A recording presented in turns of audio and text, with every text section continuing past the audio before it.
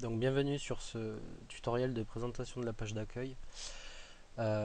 Donc l'idée c'est de présenter rapidement comment le site est structuré, enfin comment cette page d'accueil est structurée, puisque bon, la première fois que vous allez arriver sur le site, vous allez être un peu perdu, donc on va vous montrer ici les différents éléments.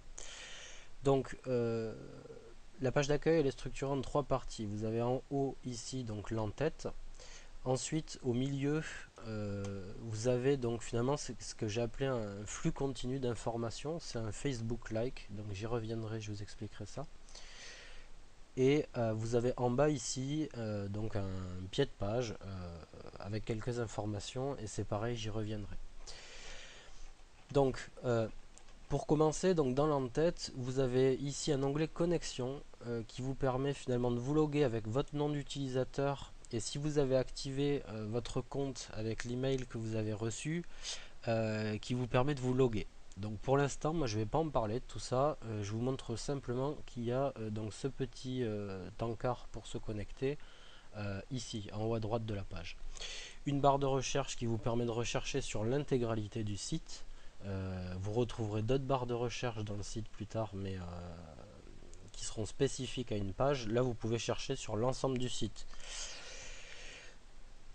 Donc ensuite, ici le menu. Donc ici, bon, vous avez une petite animation. Hein, c'est simplement un bandeau avec le logo. Il vient se ficher en haut quand on descend. Mais ce qui est important ici, voilà, c'est le menu. Donc vous avez un lien vers la page d'accueil que vous retrouverez tout le temps. Sur toutes les pages du site, vous aurez ce menu et vous aurez à chaque fois ce lien vers la page d'accueil. Vous avez ici un onglet Fab Lab qui regroupe en fait des informations relatives au lieu physique, au Fab Lab. Donc 27 bis, allez, Maurice Sarraud. Vous retrouverez finalement les machines, la matériothèque, les logiciels et ensuite un espace média qui pour l'instant n'est pas utilisé mais qui devrait nous servir plus tard peut-être à stocker donc les photos, les vidéos du Fab Lab dans l'idée d'avoir un serveur en fait partagé par tout le monde. Euh, bon, je vous montre rapidement par exemple l'onglet machine. Donc vous voyez, on garde l'en-tête. Hein, donc l'onglet machine, on va retrouver les différentes machines. Je rentre pas dans le détail, c'est pas l'idée ici. Et vous voyez avec une barre de recherche ici. Mais je rentre pas dans le détail. Donc vous retrouvez par contre les machines du Fab Lab. Enfin du moins on a commencé à les mettre. Et l'idée c'est donc après d'avoir l'ensemble des machines qu'on peut retrouver au Fab Lab. Donc il y a déjà des choses à mettre à jour là, avec la shopbot, etc. Donc je reviens sur ma page d'accueil.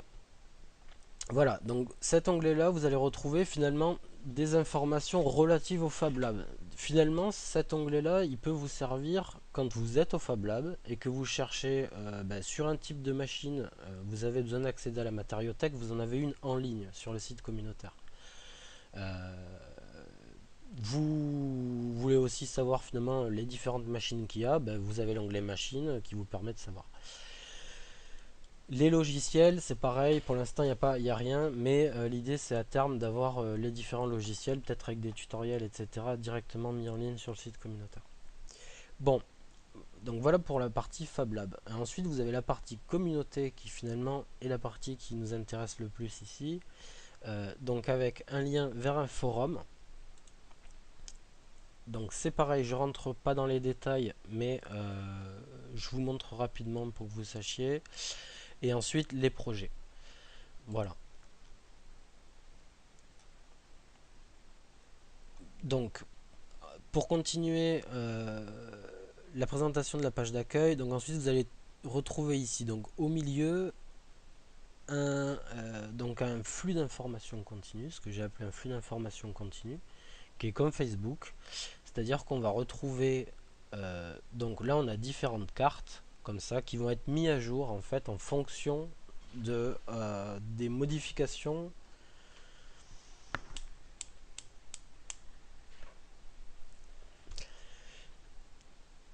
Donc vous allez retrouver finalement ici des cartes qui vont être mises à jour à chaque fois que quelqu'un va publier un nouveau contenu. Finalement il va être affiché une carte qui va être mise en haut ici, en haut de la page. Donc c'est un flux continu d'informations continues puisque à chaque fois que vous allez modifier une page ou que vous allez créer une page, elle va être mise en avant sur la page principale, sur la page d'accueil du site et du coup tout le monde pourra voir votre publication. Donc il y a un code couleur. Donc par exemple vous voyez qu'ici donc là j'ai une petite carte avec un code couleur noir.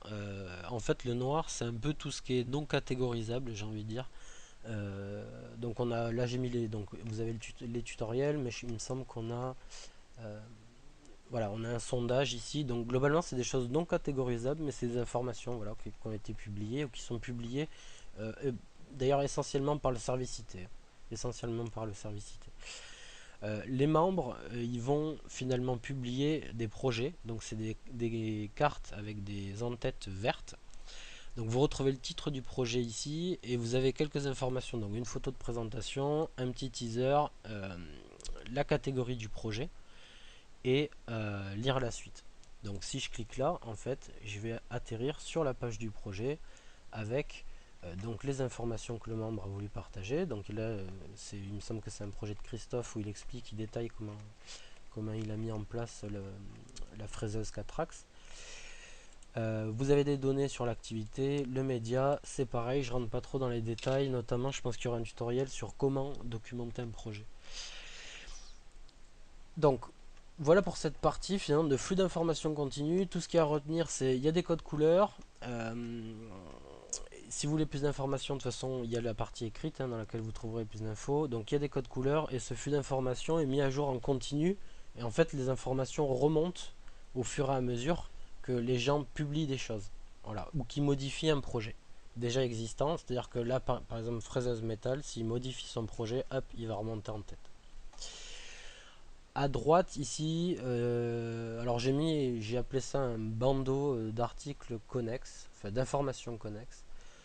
Vous avez des news du forum, donc en fait c'est le Fab Forum qui est ici. Vous avez des informations qui remontent directement sur la page d'accueil.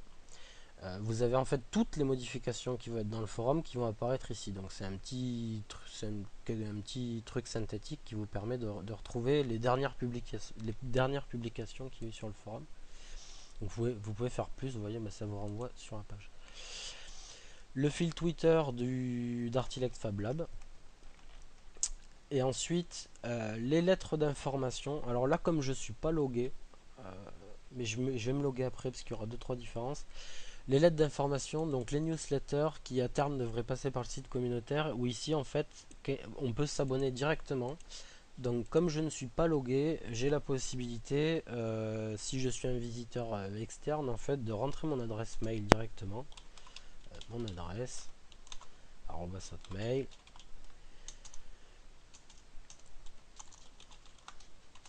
Voilà, et donc de m'abonner. Sachant que ça utilise les cookies, en fait, quand il reviendra, il verra qu'il sera abonné, il pourra se désabonner. Même si c'est un visiteur qui n'a pas de compte. Voilà, et donc en bas, le pied de page avec les informations sur qui est en ligne actuellement. Donc comme ça, vous pouvez savoir qui est en train d'utiliser le site communautaire. Les nouveaux, donc à terme, ça devrait être les nouveaux membres d'Artilect, puisque finalement, on va créer un compte sur le site communautaire à chaque nouvelle adhésion. Et un petit encart sur des liens vers les réseaux sociaux d'Artilect. Voilà. Et vous avez un lien aussi vers le site traditionnel. Voilà. Donc je me log rapidement pour vous montrer comment est cette page quand on est logué. Donc même c'est en fait c'est membres cotisants.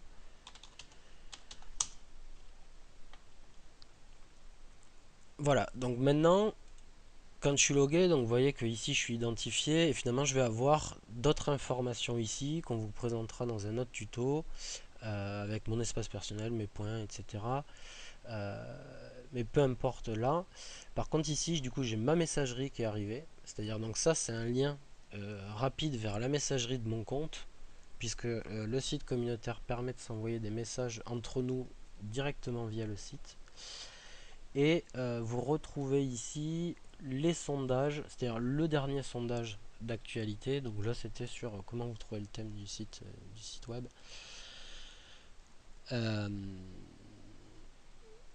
Voilà, vous retrouvez donc le sondage auquel vous pouvez voter. Donc là, il n'a pas voté, membre cotisant. Et les lettres d'information où finalement, si je m'abonne, ici, j'ai plus besoin de rentrer mon adresse mail puisque le site l'a déjà, puisque vous avez un compte. Mais par contre, vous pouvez vous abonner ou vous désabonner simplement en mettant à jour ici. C'est-à-dire que si je m'abonne, par exemple, donc je vais m'abonner à la newsletter d'Artilect, je mets à jour, voilà. Et maintenant, à chaque fois que je vais me connecter, en fait, je verrai qu'ici, je suis abonné à la lettre d'information Artilect. Et pour me désabonner, il suffira que je remette à jour, hop, et je suis désabonné. Bon, donc ben voilà pour cette présentation succincte. Non, j'oublie quelque chose, j'oublie ici. Quand vous êtes connecté, vous avez ce petit encart qui va être partout, sur toutes les pages du site. À chaque fois que partout où vous irez sur le site, vous avez ça, qui est en fait un chat qui vous permet de communiquer avec les membres. C'est pareil, peut-être qu'on fera une vidéo rapidement, et, enfin, ça prend moins d'une minute pour présenter comment il fonctionne. Voilà, ben, merci d'avoir regardé ça et j'espère que ça sera un peu plus clair pour vous